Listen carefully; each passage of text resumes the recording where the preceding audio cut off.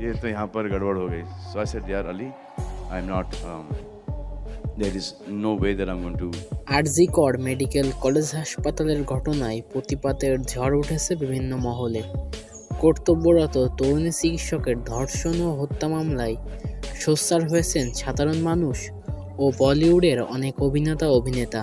এবার মৌমিতাকে নিয়ে মুখ খুললেন বলিউডের জনপ্রিয় অভিনেতা সালমান খান।